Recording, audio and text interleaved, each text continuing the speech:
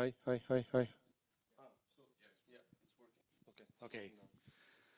All right. So yeah, the report is coming within a few weeks, and then it will get revised. In our other benchmarks, we revise these reports on about a monthly basis. That will depend on the number of algorithms that were to come in. We've got some indications that people want to participate. Some developers, I think, waited to see what the report looked like before they did that. But yeah, we will just go forward in an open-ended way. Yeah. And I don't see any shift in scope, so I don't think we're going to change the API, or not in any substantial way. Yeah. And unless you have suggestions, so very much open to suggestion about what should be measured. Yeah, please.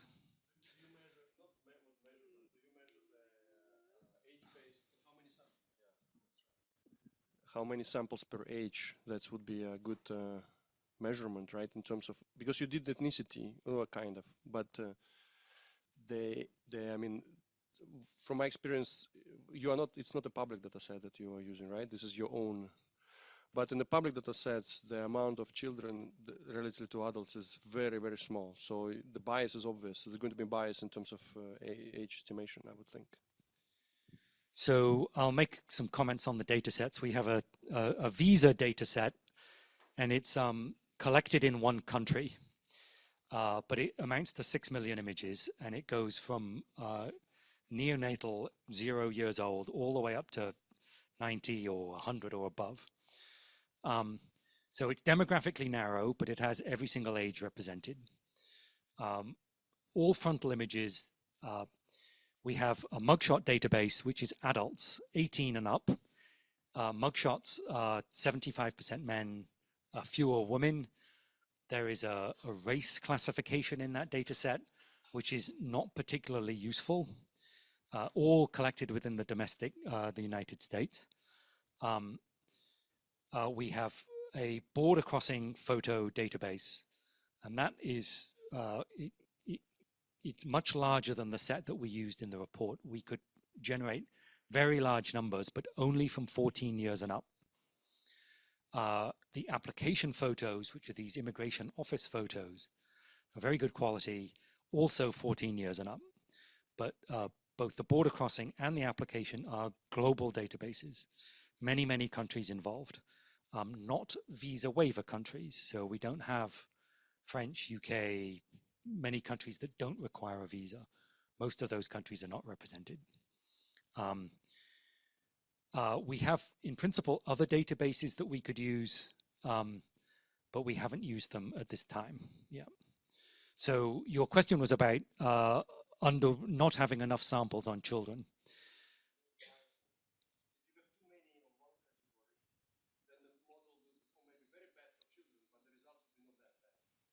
The model, I mean, we're not training, right?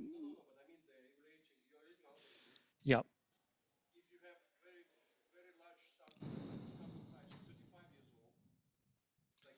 Yeah. Yeah. Yeah, right. But this was my point in the prior presentation.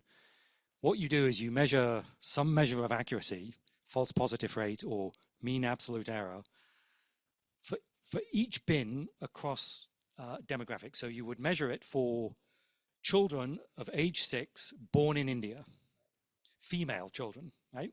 If you've got enough data and you've got the metadata to go with it, then you measure accuracy for that group.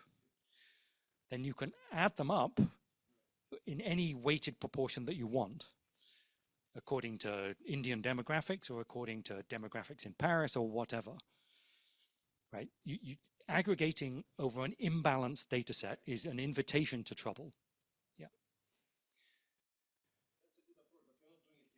Oh yeah, we are doing it. Yeah.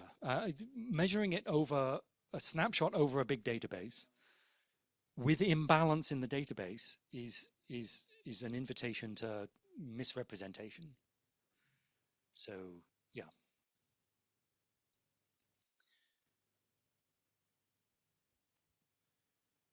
please. Let me give you this. Thanks. So you mentioned if we were to do age estimation, for example, in Sainsbury's at the checkout, you might get different emotions to some of the, or less serious faces potentially to some of the photos in the data set that you've been using from visa applications, for example. Would you, or have you thought about looking at other data sets where you'd get a range of emotions within those images? So when I mentioned Sainsbury's, I was really thinking about illumination, right? So supermarket environments are pretty varied. Some of them are next to windows, so you get a lot of light coming through. You'd have a diurnal effect. You go shopping in the evening, it would be a bit different. Emotions, yeah, I'm always happy when I go shopping, right? But right. So retail therapy is a good thing, but we have no chance to get a database with calibrated emotions. We don't have it. We could go around trawling databases laboriously, looking for people with big smiles, looking for people with frowns, but don't hold your breath. Do you think that would impact? Well, you would hope not, right? So what you want is algorithms to see through the things that don't yield useful age information. So this angle, facial expression, illumination variations, facial hair variations, right?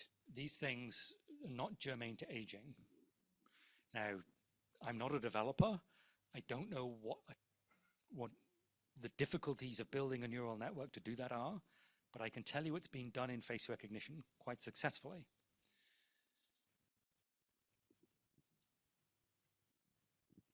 Anybody else? Oh yeah, Robin. Sorry. Patrick, I might have missed a bit. What was the lowest age children that you were able to test? Obviously, there were some results for 14. Did you go lower? Right, for challenge 25, we did not go lower. We used the origin of this is that DHS policy in the United States is to do biometric data collection on people 14 and above. And so the database is 14 and above. We have a visa database collected by the Department of State, and they issue visas to anybody, all the way down to 0. And so, but we didn't do challenge 25 with that data set. And the reason to do that, well, we could do it, but it's all collected in one country. All right, so 6 million images, 6.2 million images, all collected in one country. We could do it. The value to do it would be age 13, 12. But if there was an application, like maybe child online safety, maybe we should do it. And then we could do 13 to 16. But if there are applications of particular interest, and we've overly focused probably on challenge 25.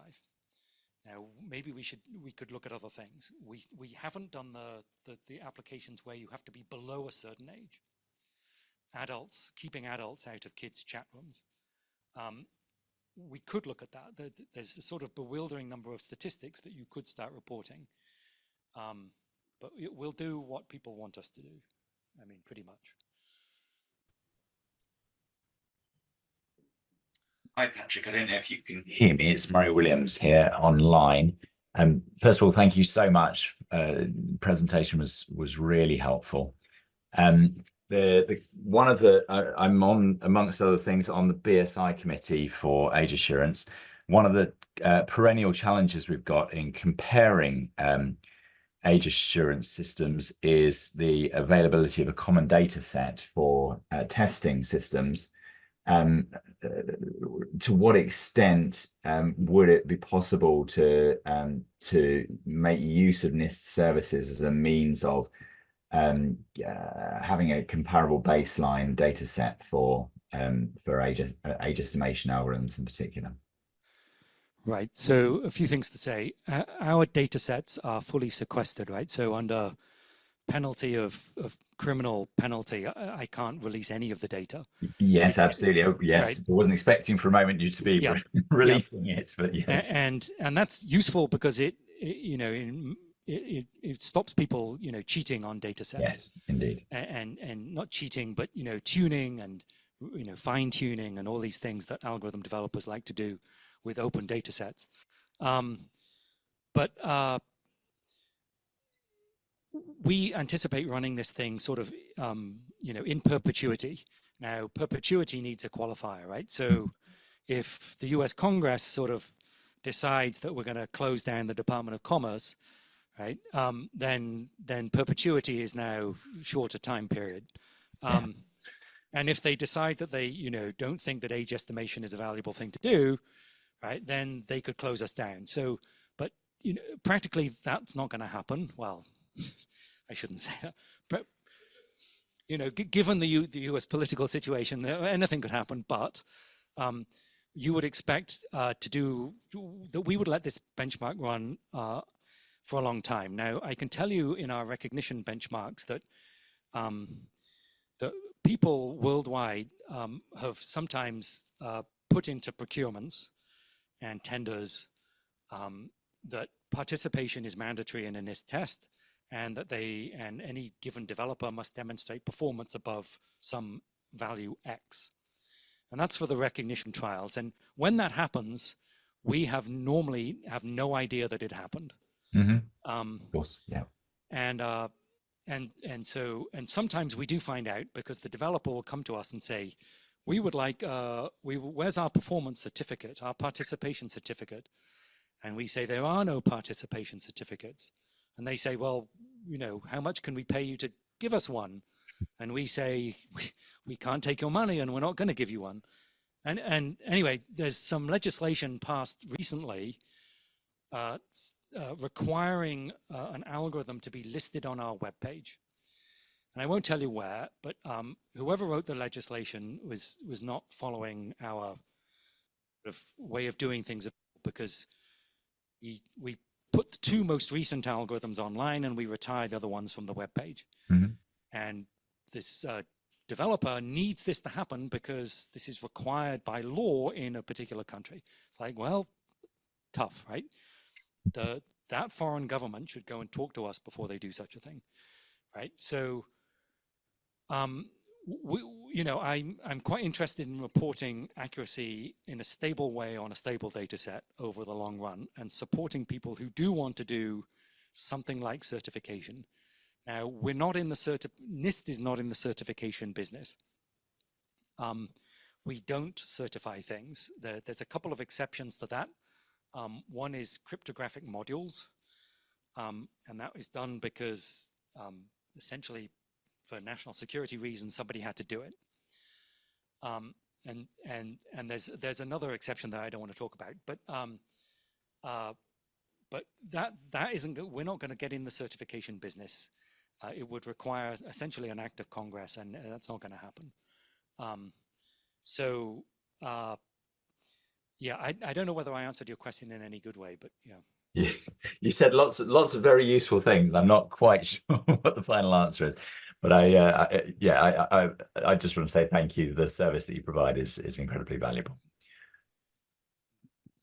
So I've got a question on the, I think the AI industry has been recently shocked, for example, with learning that companies like OpenAI have been training with potentially copyrighted material from YouTube and other sources. So I was just wondering, is there something that can be done on the submission process where the companies that decide to submit a model to NIST, they declare that all of the training data that they've been using, they're using that in a legal basis, or they've got the consent of the users?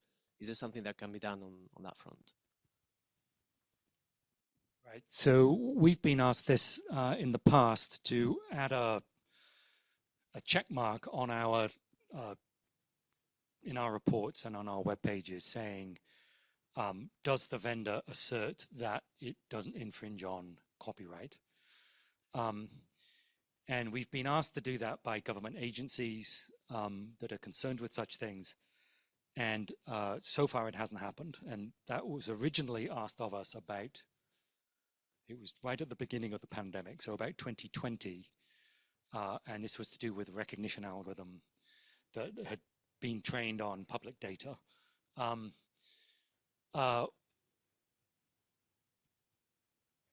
think the way to go forward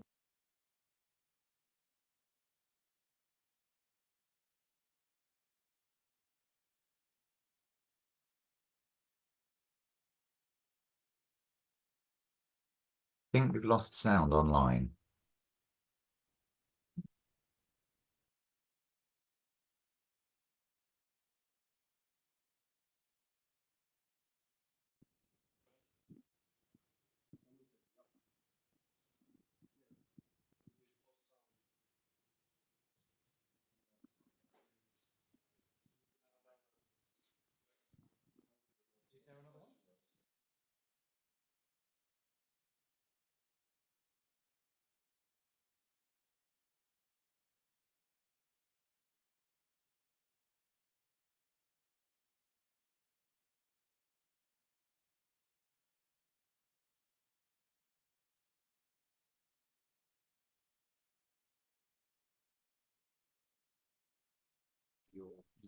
Oh, maybe I wait.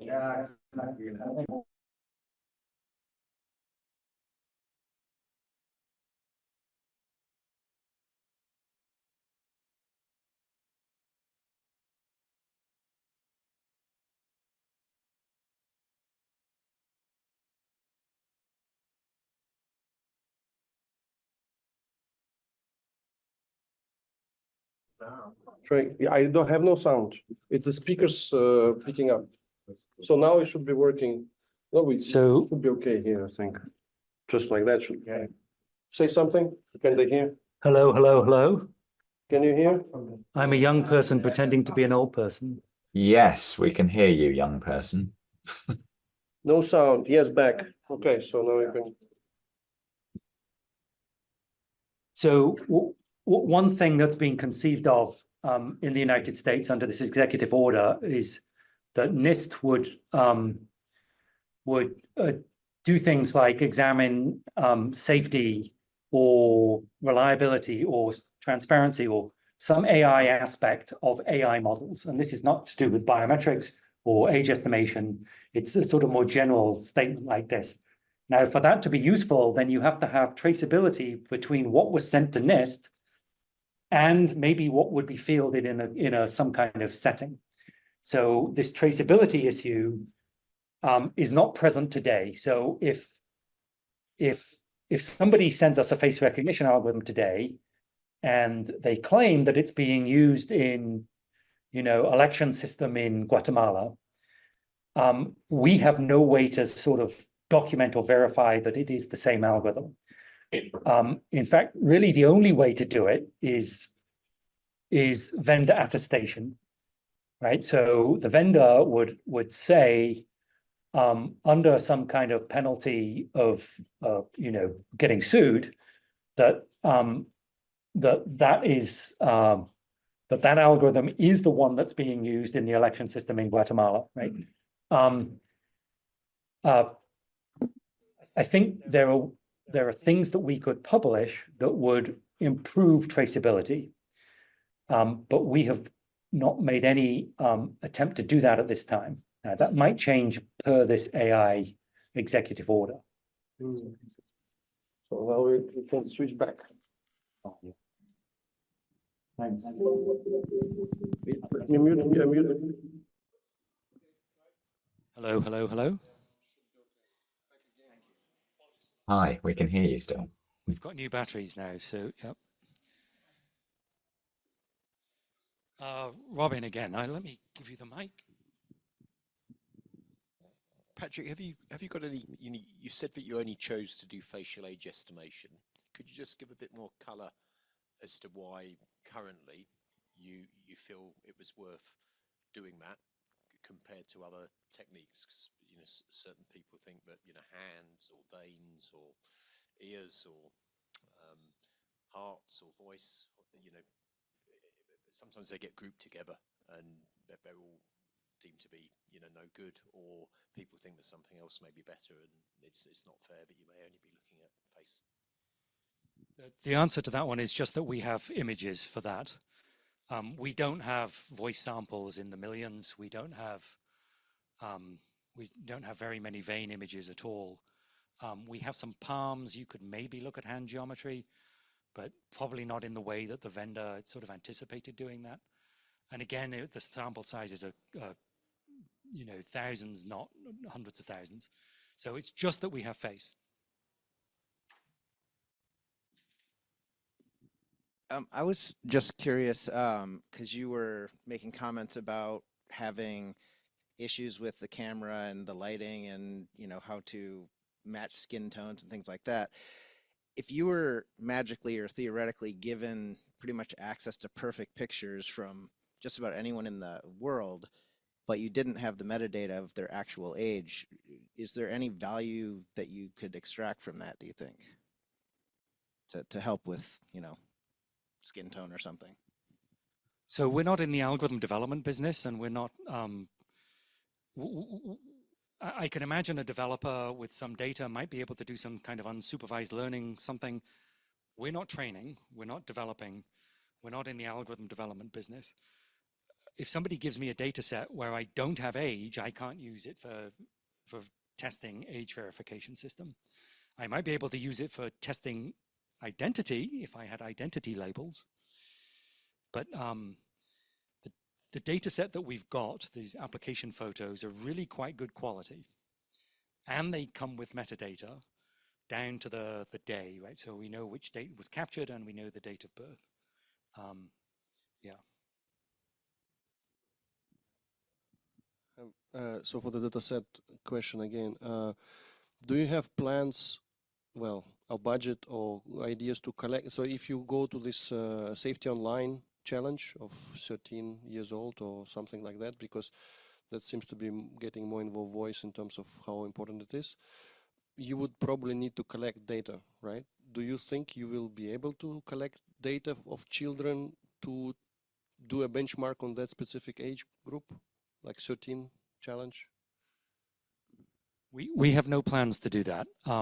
We've got this one data set which would span that age range, visa photos, but not demographically diverse.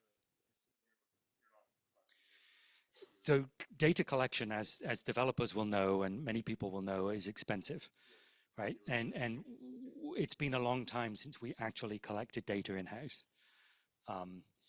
We work with DHS S&T in the United States. They collect data, volumes in the thousands of people, but I don't think they've ever collected on children, and they're not particularly interested in the age estimation task.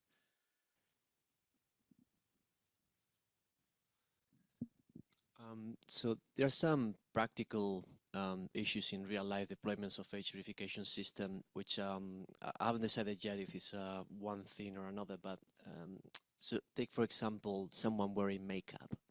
So that's not really a presentation attack or someone wearing a beard or something like that. Maybe falls more on the facial age estimation analysis side of things to understand what is the, you know, how robust are these models to, you know, say people trying to wear makeup to pretend they're older, or wearing any facial accessories or things like that. It's connected to the one point that you made on synthetic data, because obviously you don't have access to that type of data to do the testing, but would it be possible to synthetically augment the data that you have to create synthetic models of that to do the evaluation?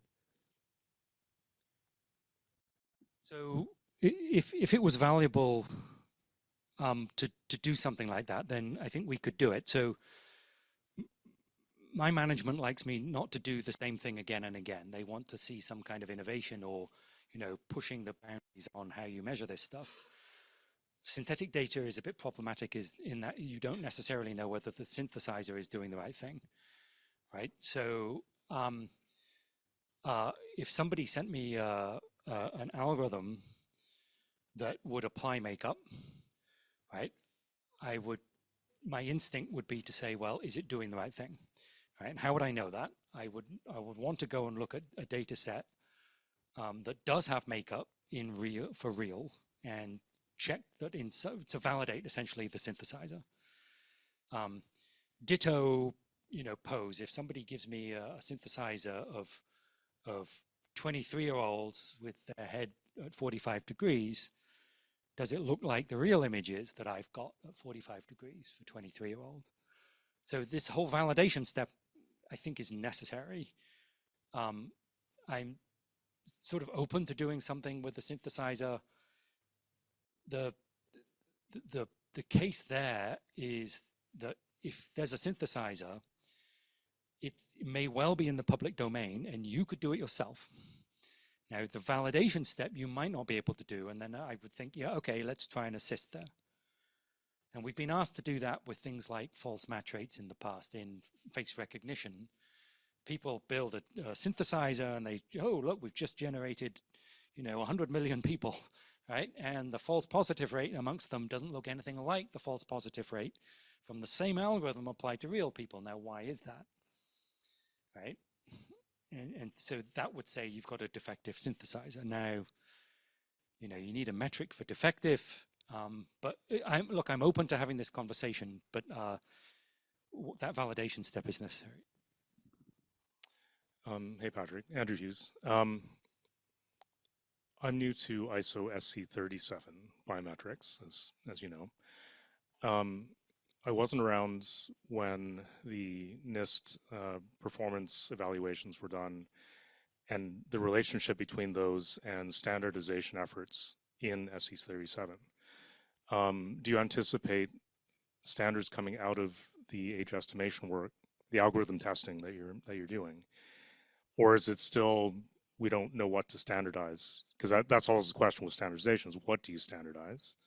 So, do you have a path of travel towards a standard that you're thinking of, or that SC37 is thinking of? On age. Right, so there's a standard being developed, and the editor just walked into the room, right? 27566 part 1 framework, part 3 is now benchmarks. Oh, you're keeping up with the right, and it was part 2, but it's now part 3.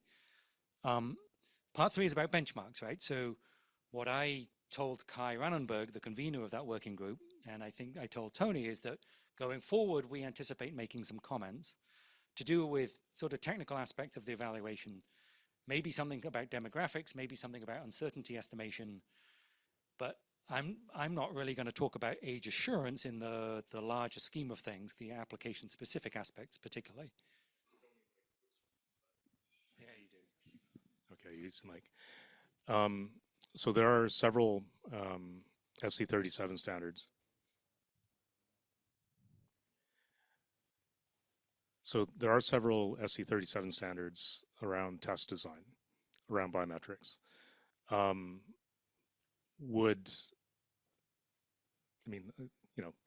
Do you see value in doing test design for age estimation algorithms or whatever?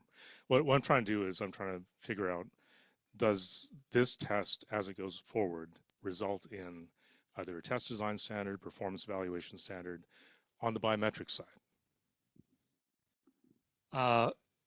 So I'll say a couple of things. The SC37 just completed, or is in the process of completing, a standard 19795 part 10. 19795 is a whole set of testing standards.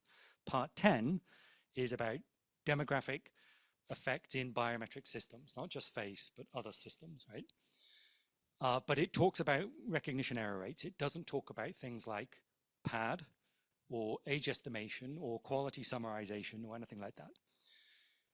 There could be a standard, and nobody's proposed it, and I'm not about to propose it, but maybe there should be a standard on particularly like PAD in age estimation algorithms, or maybe evaluation of age estimation algorithms from the get-go. It depends what happens with the benchmark standard in SC27 Working Group 5. So yeah, algorithm performance is one, demographics is another, and then PAD is a third. So if they turn out to be gaps, and it would be useful to do standardization in those areas, then we would aim to do quantitative support for those standards. Yeah. I would say so. Maybe you've got a different opinion, but yeah. Yeah, okay, no opinion. Okay. Yeah, please. sort of sneaking into the room at the very end. So I very much appreciate your presentation and the data that you've shared with us today, and thank you very much for coming here and doing that. Obviously, you've mentioned that we're drafting the standards, and they're very much in flux, and that's very much about what we're about. I think one of the real challenges with this, and it really came across in your slides and your presentation, is that there is critical differences between recognition and estimation technologies in terms of not only how you measure them and how you analyze their performance, but also the fact that you're not necessarily measuring against an enrolled image, you're in terms of the match rates and things like that, but also that you're potentially measuring different characteristics and different biometric characteristics. So you've done face, but we've also been looking at voice. We've been looking at hand geometry. We've been looking at other biometric modalities.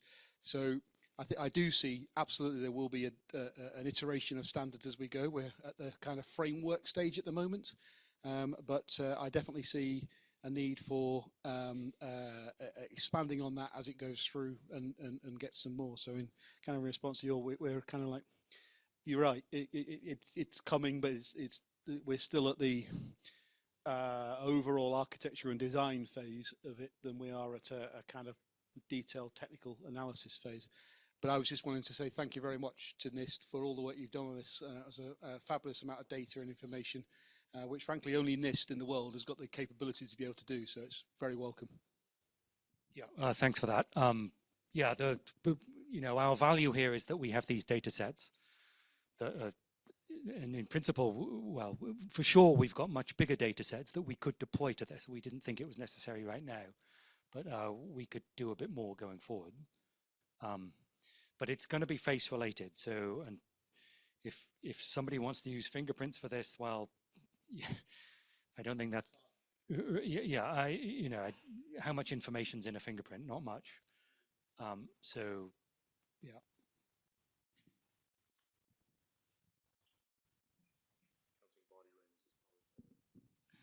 Thanks, Vic. Just a quick question. The slide you showed of the artist and all the estimation being above his actual age, is that generally repeated across the wider data set, or is that just in relation to him? Are you getting the same sort of typical overestimation? So the answer to that is no. I don't think he lied about his age. That he would have had to lie to the New York Times, and it's on the internet in multiple places. Now, they could be group thinking there, but I don't think he lied about his age. I think he just naturally looks old, right? But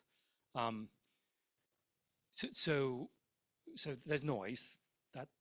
But the topic is overestimation of some individuals now, and we see that these demographic effects, some of the demographic effects, are not just a widening of the error distribution, it's a shift of the error distribution.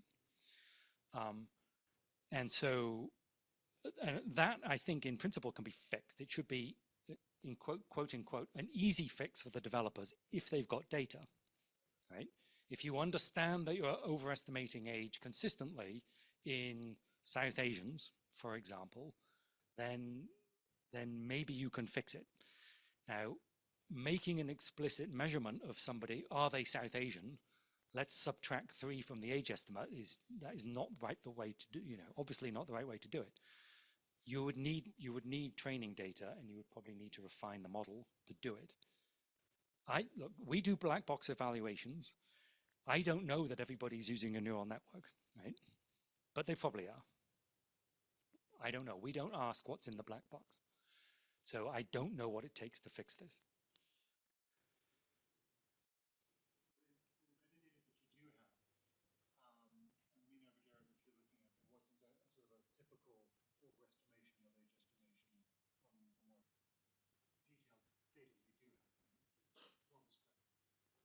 Yeah, I think if I were to go and choose a different artist in New York City, I'd get an underestimation. Right? I think that is just him. Patrick, am I right in thinking you've got mean error as well as mean absolute error for the algorithms? And I can't remember off the top of my head what it said, but my guess is that it came out as mean errors were generally saying that the algorithms were underestimating rather than overestimating, just because the danger of overestimating is generally greater than that of underestimating. Yeah, so we've got too much data for me to sort of think of this in my head right now. But sorry, yes, we do mean absolute error, but we've got a number of tables on mean error. So you're adding up a bunch of positive numbers and a bunch of negative numbers, and the mean can come out negative, which would mean over whatever demographic group that is, South Asian females age 17, that you've got, say, an underestimation from whatever algorithm, an overestimation from another algorithm. But yeah, those mean errors can go negative, and they do go negative in some cases, and that's a mean of some distribution, right? Now, what you would like to do is show the whole distribution somehow. Now, we had this discussion again this morning. Putting a histogram it's painful graphically, and it's difficult to interpret because you can't really see the bits that you're interested in, which is sort of the tails of the distribution, sort of. But yeah, visualization, I think, that is helpful to the developers to see what's going on here is something that we're interested in doing.